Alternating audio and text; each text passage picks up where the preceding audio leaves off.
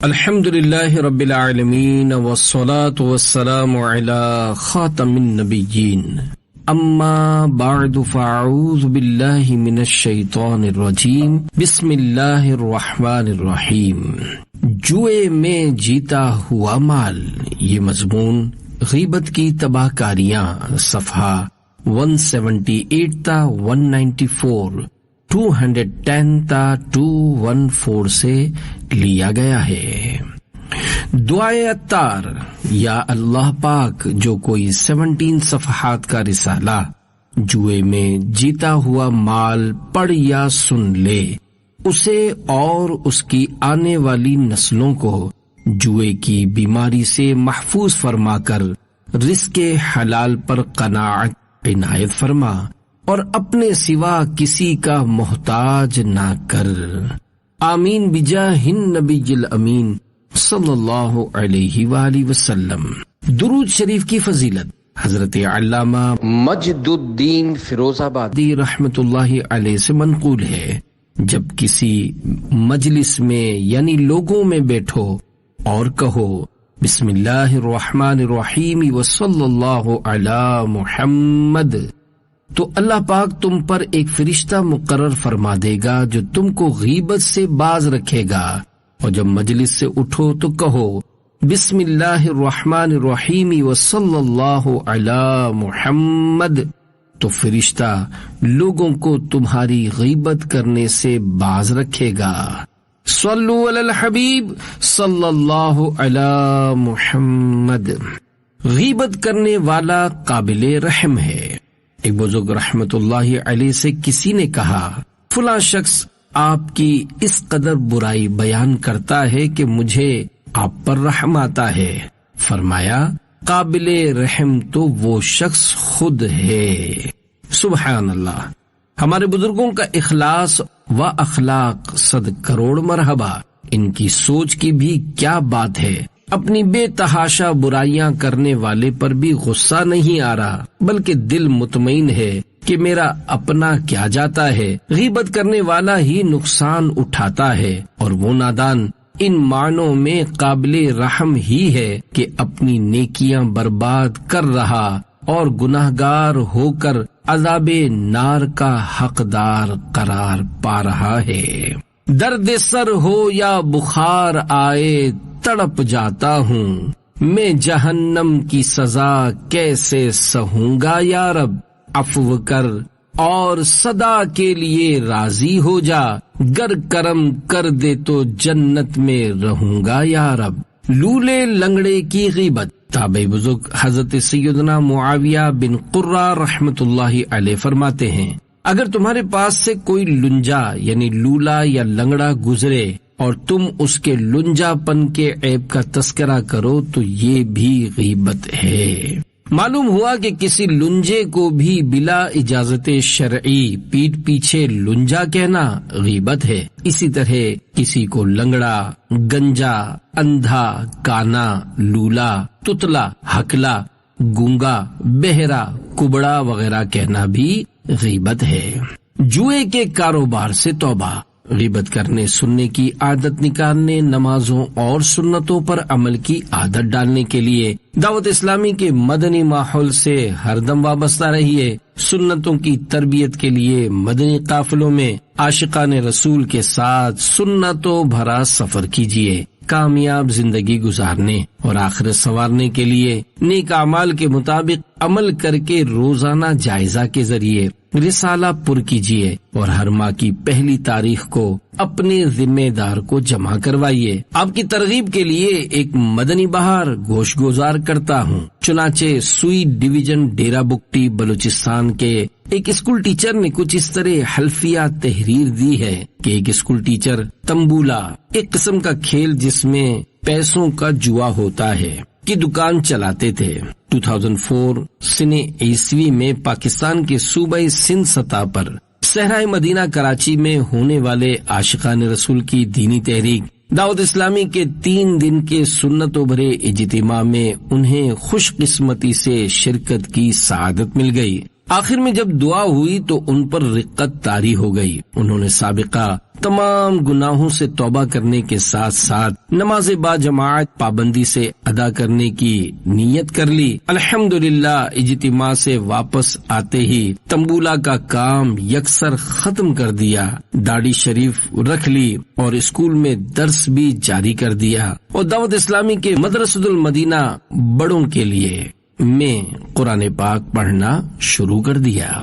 جوا حرام ہے۔ پیارے پیارے اسلامی بھائیوں، دعوت اسلامی کے سنتوں بھرے اجتماعات کی بھی کیا بات ہے۔ اللہ کریم کی رحمت سے ان میں شریک ہونے والوں میں سے نہ جانے کتنے ہی دلوں میں مدنی انقلاب برپا ہو جاتا ہے۔ ان اجتماعات میں شرکت دونوں جہانوں کے لیے باعث سعادت ہے۔ ابھی آپ نے مدنی بہار سماعت فرمائی، اس میں تنبولہ کے کاروبار سے توبہ کا تذکرہ ہے۔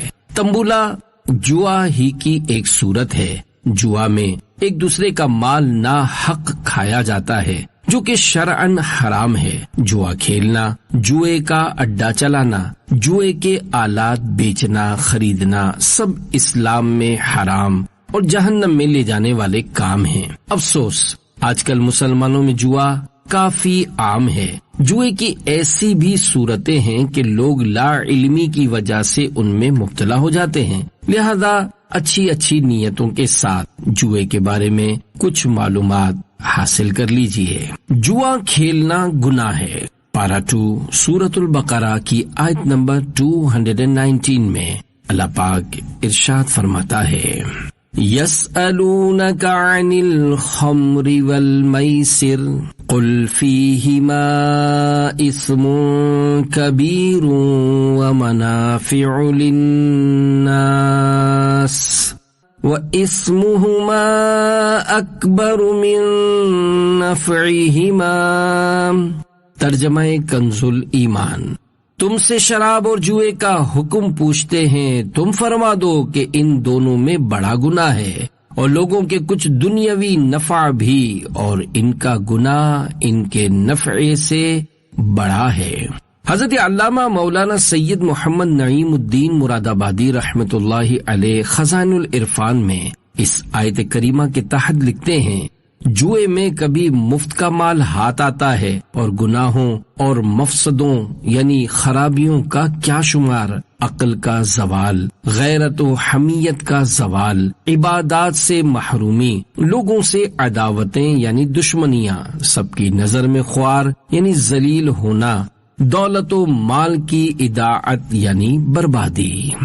جوا شیطانی کام ہے۔ پارہ 7 سورۃ المائدہ کی آیت نمبر 90 تا 91 میں اللہ الرحمن کا فرمان عبرت نشان ہے، یا ایھا الذین آمنوا انما الخمر والمیسر والانصاب والازلام رجس من عمل الشیطان فاجتنبوه لعلکم تفلحون۔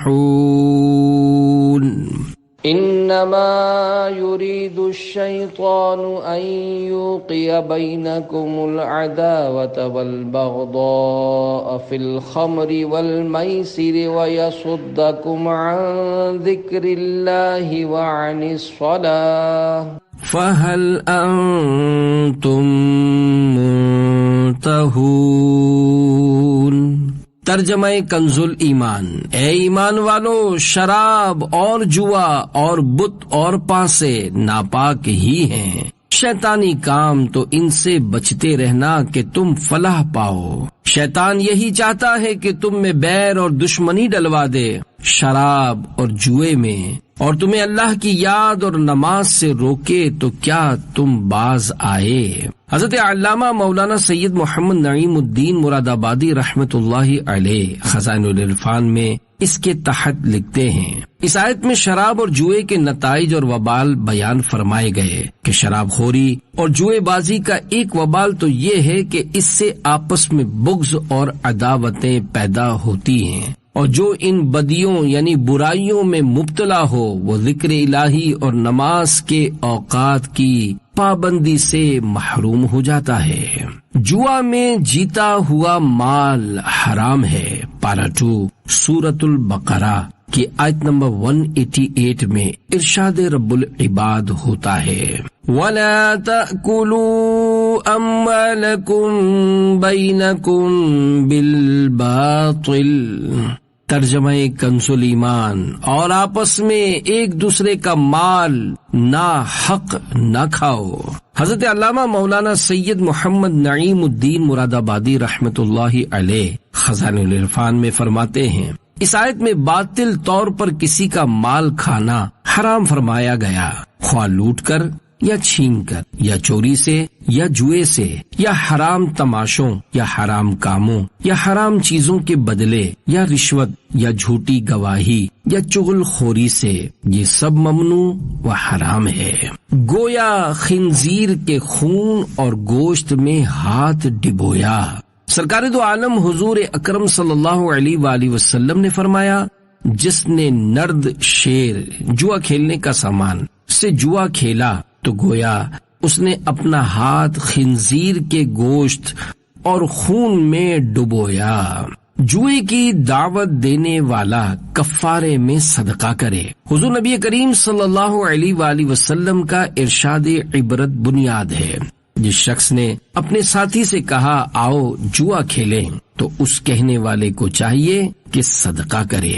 حضرت علامہ یحییٰ بن شرف نووی رحمت اللہ علیہ اس حدیث کی شرح میں لکھتے ہیں، علماء فرماتے ہیں کہ سرکار صلی اللہ علیہ وآلہ وسلم نے صدقہ کرنے کا حکم اس لیے دیا ہے کہ اس شخص نے گناہ کی دعوت دی تھی۔ حضرت علامہ خطابی رحمت اللہ علیہ نے کہا کہ جتنے پیسوں کا جوا کھیلنے کا کہا تھا اتنے پیسوں کا صدقہ کرے، مگر صحیح وہ ہے جو محققین نے کہا ہے، اور یہی حدیث پاک کا ظاہر ہے کہ صدقہ کی کوئی مقدار معین نہیں، آسانی سے جتنا صدقہ کر سکے کر دے۔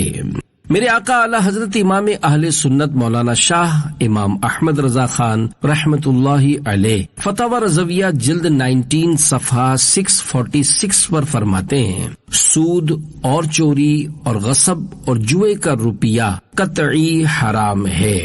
جوا کی تعریف۔ جوا کو عربی میں قمار کہتے ہیں۔ اس کی تعریف ملاحظہ فرمائیے۔ حضرت میر سید شریف جرجانی رحمت اللہ علیہ لکھتے ہیں، ہر وہ کھیل جس میں یہ شرط ہو کہ مغلوب یعنی ناکام ہونے والے کی کوئی چیز غالب یعنی کامیاب ہونے والے کو دی جائے گی، یہ قمار یعنی جوا ہے۔ جوئے کی 6 صورتیں۔ اے عاشقان رسول، آج کل دنیا میں جوئے کے نت نئے طریقے رائج ہیں، ان میں سے 6 یہ ہیں۔ Number 1، lottery. اس طریقہ کار میں لاکھوں کروڑوں روپے کے انعامات کا لالچ دے کر لاکھوں ٹکٹ معمولی رقم کے بدلے فروخت کیے جاتے ہیں، پھر قرآن دازی کے ذریعے کامیاب ہونے والوں میں چند لاکھ یا چند کروڑ روپے تقسیم کر دیے جاتے ہیں، جبکہ بقیہ افراد کی رقم ڈوب جاتی ہے۔ یہ بھی جوا ہی کی ایک صورت ہے جو کہ حرام اور جہنم میں لے جانے والا کام ہے۔ نمبر 2، پرائز بانڈ کی پرچی۔ حکومت پاکستان مختلف قیمتوں کے انعامی بانڈز بینک کے ذریعے جاری کرتی ہے اور شیڈول کے مطابق ہر مہینے قرآن اندازی لاٹری کے ذریعے لاکھوں روپے کے انعامات خریداروں میں تقسیم کرتی ہے۔ جس کا انعام نہیں نکلتا اس کی بھی رقم محفوظ رہتی ہے، وہ اسے جب چاہے کیش کروا سکتا ہے۔ یہ جائز ہے اور جوئے میں داخل نہیں۔ البتہ چند قسم کے پرائز بانڈز ایسے ہیں جنہیں پریمیم پرائز بانڈ کہا جاتا ہے، ان پر یقینی طور پر نفع ملتا ہے، یہ سود ہے، اور ان کی خرید و فروخت اور نفع شرعاً جائز نہیں۔ بعض اوقات یہ بھی ہوتا ہے کہ جن پرائز بانڈز کا لین دین اور ان پر انعام کی صورت جائز ہوتی ہے ان کے متعلق پالیسی تبدیل ہو جاتی ہے یا ان میں بھی کوئی غیر شرعی معاملہ شامل کر دیا جاتا ہے، ایسی صورت میں اس وقت کی پالیسی کے مطابق حکم شرعی ہوگا۔ ایسے موقع پر مزید شرعی رہنمائی کے لیے دعوت اسلامی کے دارالفتاء اہل سنت سے رابطہ کیجیے۔ یاد رہے، انعامی بانڈز کی پرچیوں کی خرید و فروخت غیر قانونی، ناجائز و حرام ہے، کیونکہ بیچنے والا حکومت کی طرف سے جاری کردہ پرائز بانڈز اپنے ہی پاس رکھتا ہے، بلکہ بعض اوقات تو پرائز بانڈز بھی بیچنے والے کے پاس نہیں ہوتے۔ پرچی بیچنے والا خریدار کو قلیل یعنی تھوڑی سی رقم کے بدلے پرچی پر صرف ایک نمبر لکھ کر دے دیتا ہے کہ اگر اس نمبر پر انعام نکل آیا تو میں تمہیں اتنی رقم دوں گا۔ انعامی پرچی کا یہ کام بھی جوا ہے، کیونکہ اس میں انعام نہ نکلنے کی صورت میں خریدار کی رقم ڈوب جاتی ہے۔ نمبر 3، موبائل میسیجز اور جوا۔ موبائل پر مختلف سوالات پر مبنی میسیجز بھیجے جاتے ہیں، جس میں مثلاً کون سی ٹیم میچ جیتے گی یا پاکستان کس دن بنا تھا۔ درست جوابات دینے والوں کے لیے مختلف انعامات رکھے جاتے ہیں۔ شرکت کرنے والے کے موبائل بیلنس سے قلیل رقم مثلاً 10 روپے کٹ جاتی ہے۔ جن کا انعام نہیں نکلتا ان کی رقم ضائع ہو جاتی ہے۔ یہ بھی جوا ہے جو کہ حرام اور جہنم میں لے جانے والا کام ہے۔ نمبر 4، معمہ۔ اس میں ایک یا ایک سے زیادہ سوالات حل کرنے کے لیے دیے جاتے ہیں، جس کا حل منتظمین کی مرضی کے مطابق نکل آئے اسے انعام دیا جاتا ہے۔ انعامات کی تعداد 3 یا 4 یا اس سے زائد بھی ہوتی ہے، لہذا درست حل زیادہ تعداد میں نکلیں تو قرآن اندازی کے ذریعے فیصلہ ہوتا ہے۔ اس کھیل میں بہت سارے افراد شریک ہوتے ہیں۔ ان کی شرکت 2 طرح سے ہوتی ہے۔ نمبر 1، مفت۔ نمبر 2، معمولی فیس دے کر۔ اگر شرکا سے کسی قسم کی فیس نہ لی جائے تو اور کوئی مانع شرعی نہ ہونے کی صورت میں اس انعام کا لینا جائز ہے۔ جس میں شرکا سے فیس لی جاتی ہے اس میں انعام ملے یا نہ ملے رقم ڈوب جاتی ہے۔ یہ صورت جوا کی ہے جو کہ حرام اور جہنم میں لے جانے والا کام ہے۔ نمبر 5، پیسے جمع کر کے قرآن اندازی کرنا۔ بعض افراد یا دوست آپس میں تھوڑی تھوڑی رقم جمع کر کے قرآن اندازی کرتے ہیں کہ جس کا نام نکلا ساری رقم اس کو ملے گی۔ یہ بھی جوا ہے کیونکہ بقیہ افراد کی رقم ڈوب جاتی ہے۔ اسی طرح بعض اوقات پیسے جمع کر کے کوئی کتاب یا دوسری چیز خریدی جاتی ہے کہ جس کا نام قرآن اندازی میں نکل آیا اسے یہ کتاب دے دی جائے گی۔ یہ بھی جوا ہی ہے۔ یاد رہے کہ بعض کمپنیاں اپنی مصنوعات خریدنے والوں کو قرآن اندازی کر کے انعامات دیتی ہیں۔ یہ جائز ہے کیونکہ اس میں کسی کی بھی رقم نہیں ڈوبتی۔ نمبر 6، مختلف کھیلوں میں شرط لگانا۔ ہمارے یہاں مختلف کھیل مثلاً گھڑ دوڑ، کرکٹ، کیرم، بلیئرڈ، تاش، شطرنج وغیرہ 2 طرفہ شرط لگا کر کھیلے جاتے ہیں کہ ہارنے والا جیتنے والے کو اتنی رقم یا فلاں چیز دے گا۔ یہ بھی جوا ہے اور ناجائز و حرام۔ کیرم اور بلیئرڈ کلب وغیرہ میں کھیلتے وقت عموماً یہ شرط رکھی جاتی ہے کہ کلب کے مالک کی فیس ہارنے والا ادا کرے گا۔ یہ بھی جوا ہے۔ بعض نادان گھروں میں مختلف کھیلوں مثلاً تاش یا لوڈو پر 2 طرفہ شرط لگا کر کھیلتے ہیں اور کم علمی کے باعث اس میں کوئی حرج نہیں سمجھتے۔ وہ بھی سنبھل جائیں کہ یہ بھی جوا ہے اور جوا حرام اور جہنم میں لے جانے والا کام ہے۔ جوئے سے توبہ کا طریقہ۔ جوا کھیلنے والا اگر نادم ہوا تو اس کو چاہیے کہ بارگاہ الہی میں سچی توبہ کرے، مگر جو کچھ مال جیتا ہے وہ بدستور حرام ہی رہے گا۔ اس ضمن میں رہنمائی کرتے ہوئے میرے آقا اعلی حضرت امام اہل سنت مولانا شاہ امام احمد رضا خان رحمت اللہ علیہ فرماتے ہیں، جس قدر مال جوئے میں کمایا محض حرام ہے، اور اس سے براءت یعنی نجات کی یہی صورت ہے کہ جس سے جتنا مال جیتا ہے اسے واپس دے، یا جیسے بنے اسے راضی کر کے معاف کرا لے۔ وہ نہ ہو تو اس کے وارثوں کو واپس دے، یا ان میں جو عاقل بالغ ہوں ان کا حصہ ان کی رضامندی سے معاف کرا لے۔ باقیوں کا حصہ ضرور انہیں دے کہ اس کی معافی ممکن نہیں، اور جن لوگوں کا پتہ کسی طرح نہ چلے، نہ ان کا نہ ان کے ورثہ کا، ان سے جس قدر جیتا تھا ان کی نیت سے خیرات کر دے، اگرچہ خود اپنے ہی محتاج بہن بھائیوں، بھتیجوں، بھانجوں کو دے دے۔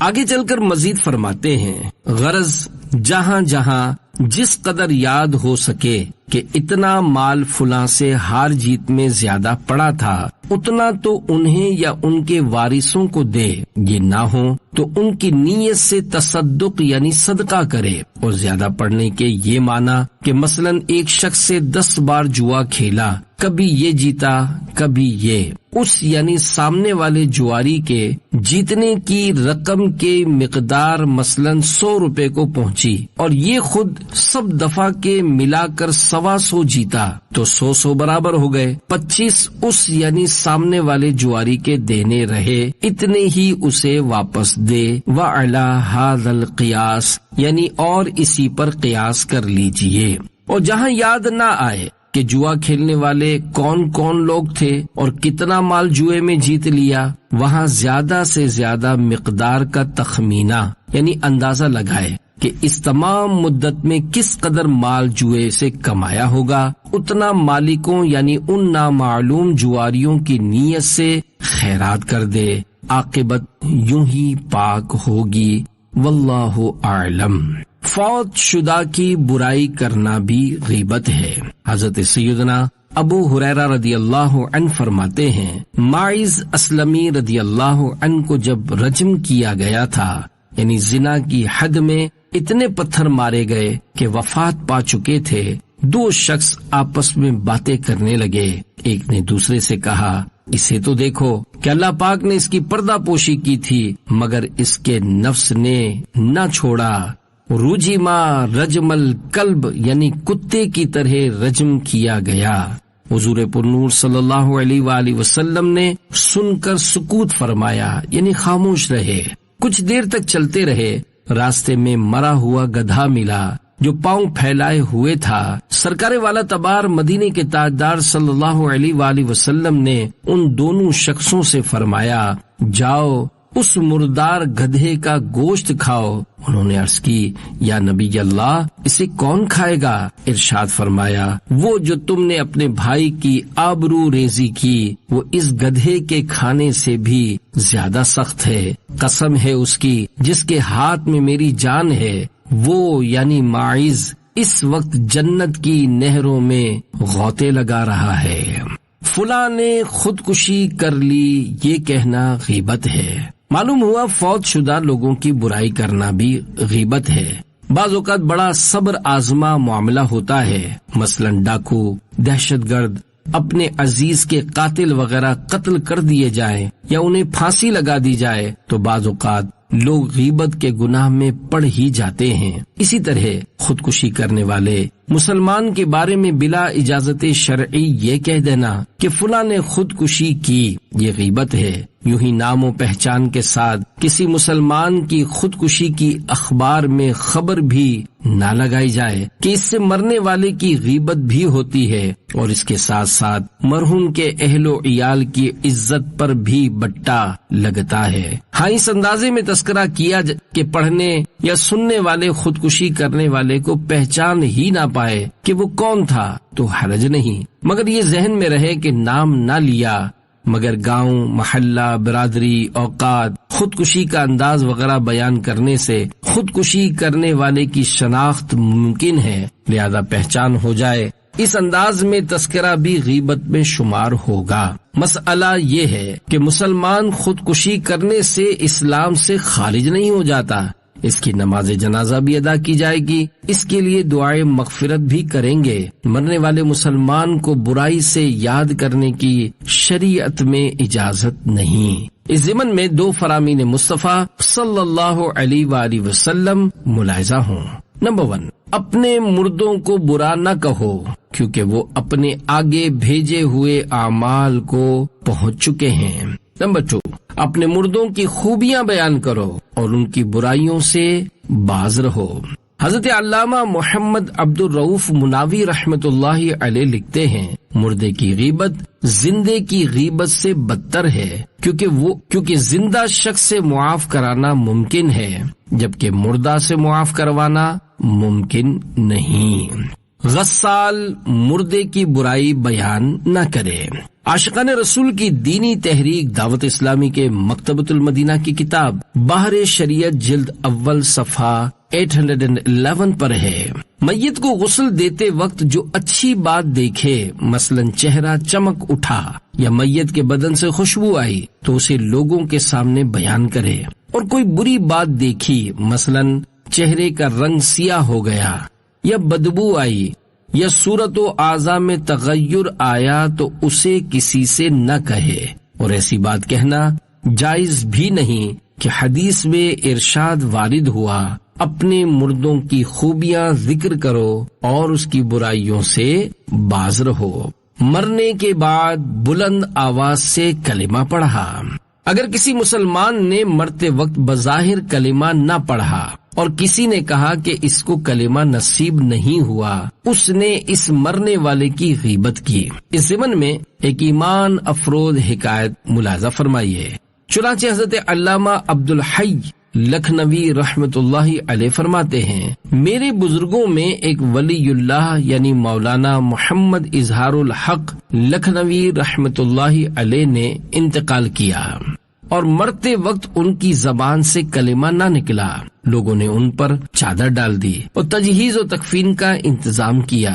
جب سب لوگ باہر نکلے تو بعضوں نے بطور تان کے کہا کہ ظاہر میں نہایت متقی تھے اور مرتے وقت زبان سے کلمہ بھی نہ نکلا۔ اس بات سے تمام حاضرین کو رنج ہوا۔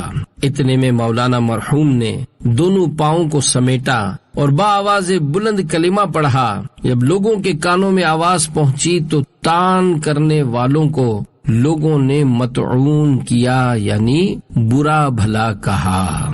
مرے ہوئے کافر کی غیبت۔ شارح بخاری مفتی شریف الحق امجدی رحمت اللہ علیہ لکھتے ہیں، کفار کی برائی بیان کرنی جائز ہے اگرچہ وہ مر گئے ہوں، البتہ اگر مرنے والے کفار کے اہل و عیال مسلمان ہوں اور ان کے کافر ماں باپ اصول یعنی دادا وغیرہ کی برائی کرنے سے انہیں ایذا پہنچے تو اس سے بچنا ضروری ہے کہ اب یہ ایذائے مسلم ہے اور مسلمان کو ایذا دینا جائز نہیں۔ شاہ منڈلا رہی ہے موت سر پر، پھر بھی میرا نفس گناہوں کی طرف ہر دم ہے مائل، یا رسول اللہ۔ سود سے بڑا گناہ کون سا ہے؟ ہمارے پیارے پیارے آقا مدینے والے مصطفیٰ صلی اللہ علیہ وآلہ وسلم نے صحابہ کرام علیہم رضوان سے دریافت فرمایا، کیا تم جانتے ہو کہ اللہ پاک کے نزدیک سود سے بڑا گناہ کون سا ہے؟ صحابہ کرام علیہم رضوان نے عرض کی، اللہ و رسولہ اعلم، یعنی اللہ پاک اور اس کا رسول صلی اللہ علیہ وآلہ وسلم بہتر جانتے ہیں۔ فرمایا، بے شک اللہ پاک کے نزدیک سود سے بڑھ کر گناہ ہے مسلمان کی عزت کو حلال سمجھنا۔ پھر رسول اکرم نور مجسم صلی اللہ علیہ وآلہ وسلم نے یہ آیت کریمہ تلاوت فرمائی، والذین یؤذون المؤمنین والمؤمنات بغیر ما اکتسبوا فقد احتملوا بہتانا واثما مبینا۔ ترجمہ کنز ایمان۔ اور جو ایمان والے مردوں اور عورتوں کو بے کیے ستاتے ہیں، انہوں نے بہتان اور کھلا گناہ اپنے سر لیا۔ اے عاشقان رسول، یقیناً مسلمان کی عزت پر ہاتھ ڈالنا سود جیسے گناہ بد سے بھی بدترین ہے۔ اس ضمن میں مزید 3 فرامین مصطفیٰ صلی اللہ علیہ وآلہ وسلم ملاحظہ فرمائیے۔ مسلمان کی عزت پر ہاتھ ڈالنا سود سے بڑا گناہ ہے۔ نمبر 1، آدمی کو ملنے والا سود کا 1 درہم اللہ کریم کے نزدیک 36 بار زنا کرنے سے زیادہ برا ہے، اور بے شک سود سے بڑھ کر گناہ کسی مسلمان کی بے عزتی کرنا ہے۔ نمبر 2، سود 72 گناہوں کا مجموعہ ہے اور ان میں سے ادنا ترین اپنی ماں سے زنا کرنے کی طرح ہے، اور بے شک سود سے بڑھ کر گناہ کسی مسلمان کی بے عزتی کرنا ہے۔ نمبر 3، بدترین سود مسلمان کی آبرو میں ناحق دست درازی ہے۔ حدیث پاک نمبر 3 کے تحت مفسر شہیر حکیم الامت حضرت مفتی احمد یار خان رحمت اللہ علیہ فرماتے ہیں، یعنی سود خواری بدترین گناہ ہے، جیسے ماں کے ساتھ کعبہ معظمہ میں زنا کرنا۔ سود خوار کو اللہ رسول سے جنگ کرنے کا الٹیمیٹم دیا گیا ہے۔ یہ تو مالی سود کا حال ہے۔ مسلمان کی آبرو چونکہ مال سے زیادہ عزیز اور قیمتی ہے، اسی لیے مسلمان کی آبرو ریزی یعنی غیبت وغیرہ کر کے اسے ذلیل کرنا بدترین سود قرار دیا گیا۔ بالیقین ایسے مسلمان ہیں بڑے ہی ناداں، اہل اسلام کی غیبت جو کیا کرتے ہیں، جو ہیں سلطان مدینہ کے حقیقی عاشق، غیبت و چغلی و تہمت سے بچا کرتے ہیں۔ صلو علی الحبیب صلی اللہ علی محمد، توبو الی اللہ استغفر اللہ، صلو علی الحبیب صلی اللہ علی محمد۔ مسلمان کی عزت کی حفاظت کا ثواب۔ اے عاشقان رسول، آپ کے سامنے جب بھی کوئی آدمی کسی اسلامی بھائی کی خطا یا اس کے عیب کا تذکرہ اس کی موجودگی میں یا پسے پشت یعنی پیٹھ پیچھے شروع کرے تو سننے میں اگر کوئی مصلحت شرعی نہ ہو تو فوراً احترام مسلم کا لحاظ کرتے ہوئے ثواب آخرت کمانے کی نیت سے اپنے اسلامی بھائی کی عزت کی حفاظت کیجیے۔ سرکار دو جہاں شہنشاہ کون و مکان صلی اللہ علیہ وآلہ وسلم کا فرمان عافیت نشان ہے، جو اپنے مسلمان بھائی کی پیٹھ پیچھے اس کی عزت کا تحفظ کرے تو اللہ پاک کے ذمہ کرم پر ہے کہ وہ اسے جہنم سے آزاد کر دے۔ حضرت سیدنا انس رضی اللہ عنہ سے مروی ہے کہ حضور نبی کریم رؤوف الرحیم صلی اللہ علیہ وآلہ وسلم نے ارشاد فرمایا، جس نے دنیا میں اپنے بھائی کی عزت کی حفاظت کی، اللہ پاک قیامت کے دن ایک فرشتہ بھیجے گا جو جہنم سے اس کی حفاظت فرمائے گا۔ غیبت سے روکنے کے 4 فضائل۔ مسلمان کی غیبت کرنے والے کو روکنے کی قدرت ہونے کی صورت میں روک دینا واجب ہے۔ روکنا ثواب عظیم اور نہ روکنا باعث عذاب علیم یعنی دردناک عذاب کا باعث ہے۔ اس ضمن میں 4 فرامین مصطفیٰ صلی اللہ علیہ وآلہ وسلم ملاحظہ فرمائیے۔ نمبر 1، جس کے سامنے اس کے مسلمان بھائی کی غیبت کی جائے اور وہ اس کی مدد پر قادر ہو اور مدد کرے، اللہ پاک دنیا اور آخرت میں اس کی مدد کرے گا، اور اگر باوجود قدرت اس کی مدد نہیں کی تو اللہ پاک دنیا اور آخرت میں اسے پکڑے گا۔ نمبر 2، جو شخص اپنے بھائی کے گوشت سے اس کی غیبت یعنی عدم موجودگی میں روکے، یعنی مسلمان کی غیبت کی جا رہی تھی اس نے روکا، تو اللہ پاک پر حق ہے کہ اسے جہنم سے آزاد کر دے۔ نمبر 3، جو مسلمان اپنے بھائی کی آبرو سے روکے، یعنی کسی مسلمان کی آبرو ریزی ہوتی تھی اس سے منع کیا، تو اللہ پاک پر حق ہے کہ قیامت کے دن اس کو جہنم کی آگ سے بچائے۔ اس کے بعد اس آیت کی تلاوت فرمائی، وَكَانَ حَقًّا عَلَيْنَا نَصْرُ الْمُؤْمِنِينَ، ترجمہ کنز الایمان، اور ہمارے ذمہ کرم پر ہے مسلمانوں کی مدد فرمانا۔ نمبر 4، جہاں مرد مسلم کی حد کے حرمت یعنی بے عزتی کی جاتی ہو اور اس کی آبرو ریزی کی جاتی ہو، ایسی جگہ جس نے اس کی مدد نہ کی یعنی خاموش سنتا رہا اور ان کو منع نہ کیا، تو اللہ پاک اس کی مدد نہیں کرے گا جہاں اسے پسند ہو کہ مدد کی جائے۔ اور جو شخص مرد مسلم کی مدد کرے گا ایسے موقع پر جہاں اس کی حد کے حرمت یعنی بے عزتی اور آبرو ریزی کی جا رہی ہو، اللہ پاک اس کی مدد فرمائے گا ایسے موقع پر جہاں اسے محبوب یعنی پسند ہے کہ مدد کی جائے۔ غیبت کرنے والے کے سامنے تعریف۔ ہمارے اسلاف رحمت اللہ علیہم کسی سے مسلمان کی غیبت سنتے تو اسے فوراً ٹوکتے، اور ان کا انداز بھی کتنا حسین ہوتا۔ چنانچہ حضرت سیدنا عبداللہ بن مبارک رحمت اللہ علیہ کی مجلس میں ایک شخص نے سیدنا امام اعظم ابو حنیفہ رحمت اللہ علیہ کی غیبت کی تو آپ رحمت اللہ علیہ نے ارشاد فرمایا، اے شخص تو امام کے عیب کیوں بیان کرتا ہے؟ ان کی شان تو یہ تھی کہ 45 سال تک ایک وضو سے 5 وقت کی نماز ادا کرتے رہے۔ غیبت کرنے والے سے پیچھا چھڑانے کا طریقہ۔ اے عاشقان اولیاء، ہمارے بزرگان دین رحمت اللہ علیہم کا گناہوں بھری غیبت سننے سے بچنے کا جذبہ مرحبا، کاش 100 کروڑ کاش ہمارا یہ ذہن بن جائے کہ جو ہی کسی مسلمان کا منفی نیگیٹو تذکرہ نکلے فوراً خبردار ہو جائیے اور غور کیجیے۔ اگر وہ تذکرہ غیبت پر مبنی یا غیبت کی طرف لے جانے والا ہو تو فوراً اس سے باز آ جائیے۔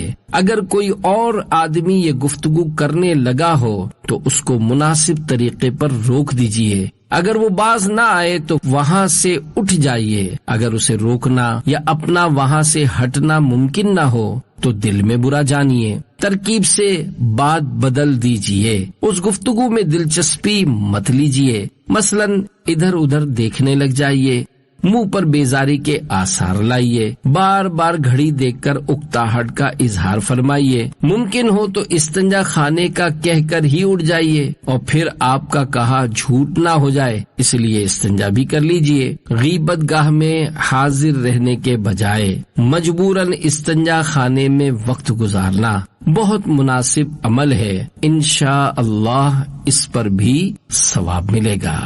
اخلاق ہوں اچھے میرا کردار ہو ستھرا، محبوب کے صدقے میں مجھے نیک بنا دے۔ لقمہ حرام کی نحوست مکاشفت القلوب میں ہے۔ آدمی کے پیٹ میں جب لقمہ حرام پڑا تو زمین و آسمان کا ہر فرشتہ اس پر لعنت کرے گا جب تک اس کے پیٹ میں رہے گا، اور اگر اسی حالت میں یعنی پیٹ میں حرام لقمے کی موجودگی میں موت آ گئی تو داخل جہنم ہوگا۔